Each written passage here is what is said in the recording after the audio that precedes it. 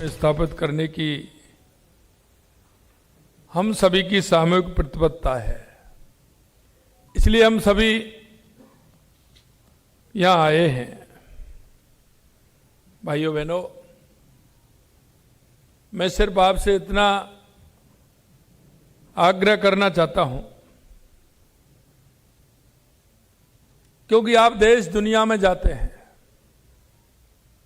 देश के अंदर भी विभिन्न प्रांतों में जाते हैं, पर्यटन स्थलों पर भी जाते हैं। आप जब जाते हैं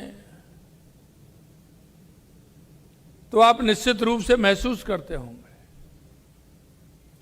देश और दुनिया में अगर आपको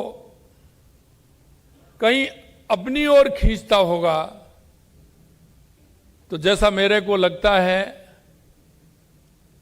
वो सबसे पहला नंबर राजस्थान का होगा। ये भी मैं आपसे कहना चाहता हूं। मैं इस बात को भी जानता हूं कि हमारी सरकार ने लगातार इस पर्यटन के क्षेत्र में काम कर रही है। हमने प्रवासी राजस्थानों को भी अपनी मातृभूमि से और भावनात्मक रूप से जुड़ने का अवसर भी हमने दिया है, बल्कि उन्हें राज्य के विकास में सहभागिता का मौका भी हम देने जा रहे हैं। देश के यशस्वी प्रधानमंत्री नरेंद्र मोदी जी के नेतृत्व में हमारी सरकार को 23 महीने हुए हैं। लगातार हमारी सरकार राजस्थान के हर क्षेत्र में काम कर रही है। और मैं आपको यह भी बताना चाहता हूं कि राजस्थान पोटेंशियल है, राजस्थान में बहुत सारी संभावनाएं हैं।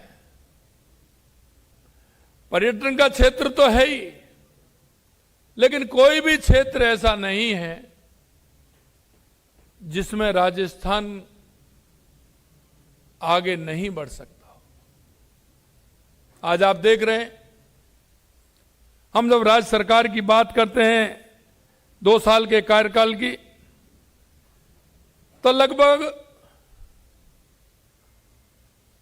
11 विभागों में हम देश में पहले नंबर हैं। जो हमारी राजस्थान की सरकार काम कर रही है। और आपको मैं ये भी बताना चाहता हूं कि राजस्थान का इतिहास भी गौरवशाली है।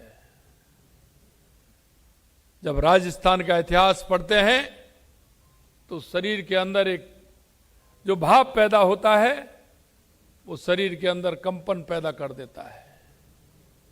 तो हमेशा कहता हूं ये महाराणा प्रताप की भूमि है, ये महाराजा सूरजमल की भूमि है, ये त्याग की मूर्ति पन्नाधाय की भूमि है, ये भक्ति की मूर्ति मीराबाई की भूमि है।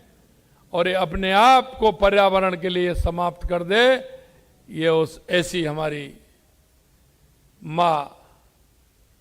आप सब जानते हैं पर्यावरण के क्षेत्र में जिस तरह से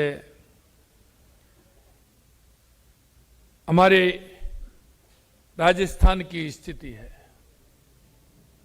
और ये मैं आपको इसलिए भी बताना चाहता हूं कि राजस्थान रेगिस्तान के रूप में पहचाना जाता है। और जब रेगिस्तान के रूप में पहचाना जाता है तो हमारी ड्यूटी और ज्यादा बनती है कि हम पर्यावरण का ध्यान देते हुए काम करें। और इसीलिए लगातार हमारी सरकार काम कर रही है। मैं आपको ये बताना चाहता हूं मेरे भाई और बहनों कि हमारा पर्यटन के क्षेत्र में चाहे हमारे किले हों, हवेलियां हों, हमारे मरुस्थल हो। आप दुबई जाते हैं, लेकिन आपने देखा है कि हमारा जैसलमेर बाड़मेर के अंदर जो दुबई में भी नहीं होगा वो राजस्थान के अंदर है। एक तरफ रेगिस्तान है तो दूसरी तरफ झीलों की नगरी भी है। चाहे हमारा उदयपुर हो, राजसमंद हो, आने वाले समय में बांसवाड़ा भी बनने वाला है, माउंट आबू भी है। तो मैं कहना चाहता हूं कि यहां राजस्थान के अंदर पर्यटन की दृष्टि से आप देखेंगे, एक तरफ रेगिस्तान देखेंगे, दूसरी तरफ झीलें भी देखेंगे, तीसरी तरफ यहां के अभ्यारण्य भी देखेंगे। चाहे हमारा रणथंभौर हो, चाहे हमारा सरिस्का हो, रामगढ़ विजधारी हो, एक तरफ आप हमारा बर्ड सेंचुरी की अगर देखोगे तो केवलादेव नेशनल पार्क हो या ताल छापर हो, आप देख सकते हैं। यही नहीं, मैं तो कहना चाहता हूं कि हर क्षेत्र में, क्योंकि हमारे पास देश के यशस्वी प्रधानमंत्री नरेंद्र मोदी जी कहते हैं विकास और विरासत दोनों साथ साथ होने चाहिए। विरासत के लिए हमारे पास मेहरानगढ़ है, कुंभलगढ़ है, चित्तौड़गढ़ है, लोहागढ़ है, जयगढ़ है, आमेर है। आप जब देखेंगे तो निश्चित रूप से उस विरासत को भी आप देखेंगे। ऐसी विरासत राजस्थान के अलावा दुनिया में आपको कहीं नहीं मिलेगी। तो प्रवासी राजस्थानी समिट में सीएम भजनलाल शर्मा को सुन रहे थे आप, और इसी के साथ लेते एक छोटा सा ब्रेक, फौरन हाजिर होंगे। आप देखते रहिए एनडीटीवी राजस्थान। नमस्कार।